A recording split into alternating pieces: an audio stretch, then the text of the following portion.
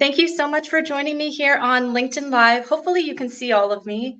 My name is Makita Waterman, and I feel very, very excited for 2024 New Year's for a lot of different reasons, more than what the forecasts, whether they're negative or positive. I do really feel like this is going to be a life-changing year for a lot of people who realized where they wanted to be and what they want to do with their present day and future.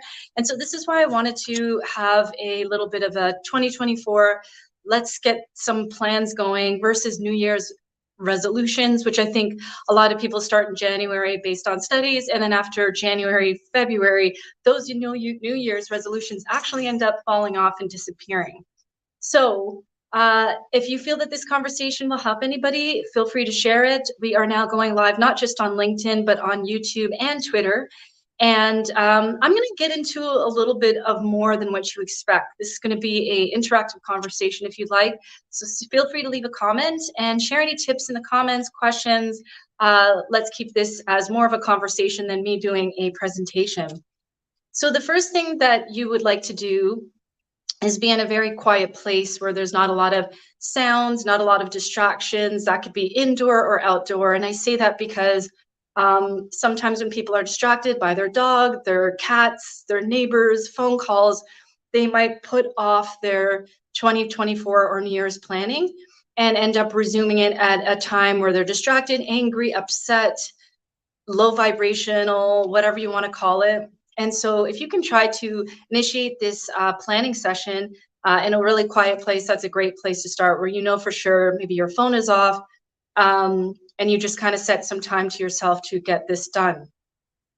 Now, the other thing you want to ask yourself, if you are feeling positive, if you're in a good mental and emotional, maybe even physical, spiritual headspace, so that you're feeling good, you're feeling enthusiastic, you're feeling positive and confident, and your self-esteem is high in this moment, just for a number of different reasons. I'm pretty sure that whatever it is that you do for work, or let's say you have a hobby of, I don't know, bicycling, when you're feeling good before and during and after your bicycling, you probably go a longer distance, you probably bump into neighbors, you probably see beautiful things that you never noticed, even though you've gone on the same bicycle path for maybe 20 years. But when you're in a good mood, things are a bit different. So ask yourself if you're feeling good. And if you don't think that you're feeling good, I recommend that you try to get yourself mentally in a headspace, whether it's through meditation, eating something you like popcorn or whatever it is that you're into, or taking a walk before you do this, because the more quiet of a environment you're in and the better you feel, you really have a tendency to write freely or type freely, or maybe you're using one of those machines where you talk and it types for you. I don't know how you're going to go about doing this, but try to make sure that you're feeling good. Before you start, also ask yourself, are these New Year's resolutions, are they going to be set based on a lack mindset or based on an abundance mindset? Now, I say lack mindset because if your thought process is, I want to put on my New Year's resolution that I want to lose weight because all the celebrities right now are doing these skinny looks, and I don't think that I can get a better job or get out my next date or find the love of my life if I'm overweight or underweight. Could be both ways, right? So I say the lack versus abundance before you get started, because if you're writing your New Year's resolutions based on lack, for example, it could be for financial reasons. You want to make XYZ amount because if you don't, you're going to suffer. Or if you don't, you're not going to be as competitive as your brother or sister who has just been phenomenal at everything they do in life. These kind of lack and abundance thought processes, whether you consciously recognize it. So that's the other thing too, is you might do your New Year's resolution or this 2024 planning and realize that everything you put on the list is to create abundance based on your lack situation. And I do believe that essentially, if you're lacking something, it's due to a lot of different reasons. But if you feel as if this list is something that's going to make you happier, better, smarter. Possibly these things on your list, if you achieve them all overnight, it can. But it's kind of like that theory, all of my people who are kind of like into entertainment, or maybe you have certain type of public figures that you like, and maybe they start changing. They maybe do Botox, or they straighten their nose with a rhinoplasty, but then they still keep making the same low self-esteem or low self-confidence decisions, because the rhinoplasty, fixing your nose, or the BBL, whatever it is you were talking about with plastic surgery, it changes you physically, but it doesn't change you mentally, emotionally, physically, spiritually. It might financially, but at the end of the day, you're still the same person. So if you can do these, if you can write your list or type your list with an abundance mindset, meaning you may not have 7 figures, but at least you're making 5 or 6 figures. So that's some kind of, you're getting something.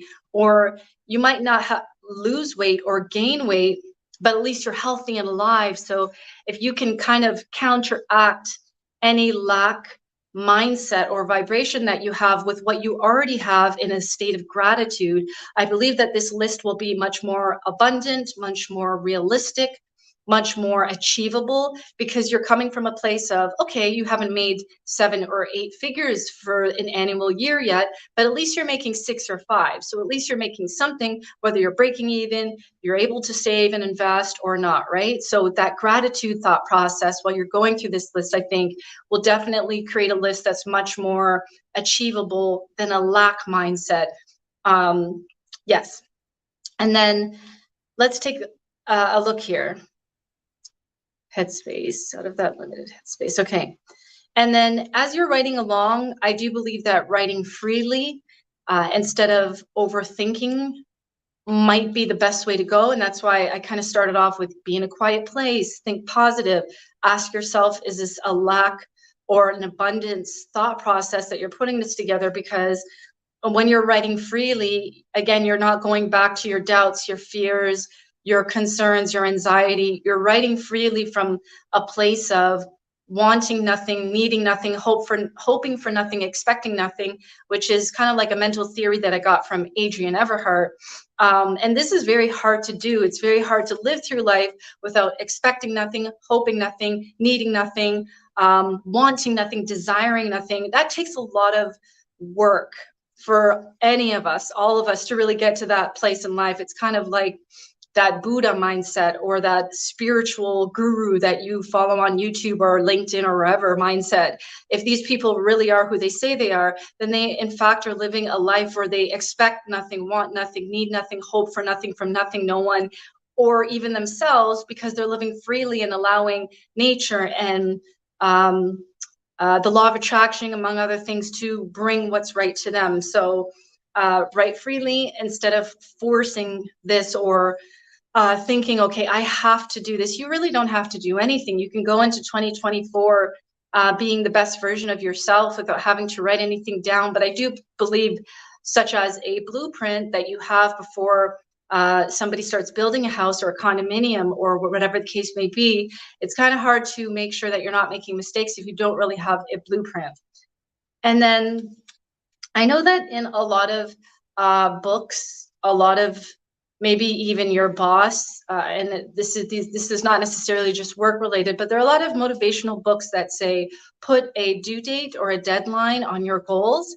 And I believe that that could be very destructive to some extent, especially if you're one of those people who you're high achievers, or you put a lot of pressure on yourself, or you're a perfectionist, because you can set with this, when I say 2024 planning, I'm not necessarily saying that you have to, it's your initiative to make sure that all of these happen in 2024. But if we as adults that take responsibility and accountability for ourselves, take baby steps every single day, even if it's just putting $1 a day in an account, or walking an extra 5 minutes per month versus 10 or 15 minutes, or in the gym an extra several minutes versus not. I think that if we initiate these goals in 2024, and not put a time limit that it has to happen in 2024, you actually put less pressure on yourself because you started your 2024 goals, but putting pressure on yourself to expect that it to happen next year. What if it doesn't happen? Will you be devastated? Will you give up? Will you feel deterred? Will you get depressed? And we don't necessarily need that kind of pressure on ourselves next year. But at least if you're starting these goals next year and you, again, want nothing, need nothing, hope for nothing, expect nothing, but still have goals, I think that you'll have a higher chance of, if not all of them, half of them, 3/4 of them, several of them being achieved next year than not.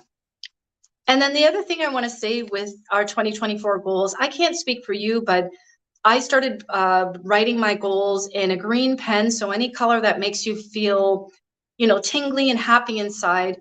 If you have a pen or if you want to write it out, or maybe you want to go big and go to your nearest Staples or Best Buy or your print shop and have this printed as a poster. And what I do is I like to put my goals either in my bathroom on my mirror or in the kitchen or in my office. And I do it on purpose so that I could see it every day. And it's not necessarily putting pressure on me, but I do believe that repetition in anything that we do. I don't know about you, but in college, I definitely made sure to make sure that I got good grades by repetition. That's what helped me, whether reading something over and over again or writing it down over and over again. That helped me to memorize certain stuff for exams and things like that, or even presentations. So if you can write down your 2024 list, put it in somewhere where you spend a lot of time. If you're a woman like me who spends at least 30 minutes or an hour in the bathroom, not necessarily on makeup, but just on, facial care and making sure your hair is moisturized, put it in the bathroom and put it up there. If you live with a family or roommates, whatever your situation is, let them know, hey, I have something there. Now, if you don't want to do that and you live alone, maybe you can put it on your refrigerator, but somewhere where you see it. And whether you're up mentally and emotionally or down mentally and emotionally, you see this and you're constantly reminded that these are your 2024 goals. And then share it with somebody that you trust. And I mean someone that is your cheerleader, and not because you ask them to, but because they just naturally want to see you win in life. I believe that when we do these New Year's resolutions, even though this is not necessarily a New Year's resolution, we quite often forget about them, or we get on that straight and narrow path. You're going to the gym, you're eating healthier, you're networking more, you're eating less food and drinking more water, let's say. But then nobody, like a coach, like imagine the greatest athlete of all time that you consider, Michael Jordan, Terry Fox, I don't know, Simone Biles. Think of some of the greats of the greats that are up there in the top 5. And I promise you that they wouldn't be who they are if they didn't have a coach. So you can either hire a coach, but if you don't want to go down that route, share if not all of your goals with someone you trust and really wants the best for you. And ask them, hey, if you see me not going to the gym anymore, if you see me eating more junk food, don't be hard on me, but just, hey, a call, a text, let's meet up for coffee. Just let me know where I'm going because I need somebody to kind of keep me accountable. And again, for all those people who do want to invest in themselves and you do want to get a coach in the new year, or you want to do it now, share this list with them. Let them know that these are the 2024 starter pack, shall I say, not necessarily New Year's resolution, but these are the starter goals that you have for 2024. Your goal is not necessarily to achieve all of them, but this is what your vision is for 2024. And let your coach, your mentor, and your friends and family that you trust, again, with your deepest goals and everything else like that, let them know that this is it, and you'd like them to kind of give you a little bit of a friendly nudge when you're falling off track. And then the other thing I want to say is that goals are a part of life, but in the process of setting them, you're going to go through your ups and downs. You're going to achieve them. You're going to have a lot of setbacks. People are not going to believe that you can do it. There's going to be all kinds of things that are going to happen to all of us in 2024. And to sit here and kind of, get ready for the storm or get ready for success is not necessarily anything that I think I personally would want to do. I don't really want to get ready for anything, for an unknown thing that may or may not happen next year. But I do think that along this process of trying to become the best version of yourself and achieve your goals, keep in mind that it's not going to be rosy, and you might tweak these goals. You might go back and erase some of them or start it all over again, and that's completely fine, just as long as you're on the right path. You know, I'm not going to say who this person is in my life, but I know someone that I love very dearly. I've known them for over a decade. And this particular friend, when we meet up, they tell me that they want to accomplish this and they want to accomplish that. And they complain quite often about where they're at. Now, as a person of myself who is doing the work every week with my coach, I really do my best not to judge anybody, because that's where they are in that time and place and space in life. And who am I to judge them, right? But I always ask them, so you want to achieve this, so what are you doing about it, right? To kind of keep that person accountable. And sometimes they don't have an answer. And sometimes they said, well, I actually got this certificate, but I'm not doing anything with it. And again, I'm the type of person where if I really care about somebody, I'm not going to tell them what to do. But if I see them walking over the edge of life, meaning they say they want something, but they keep doing something that's inhibiting them from getting there, I'm going to be honest with them. Whether they take the advice or not is essentially up to them.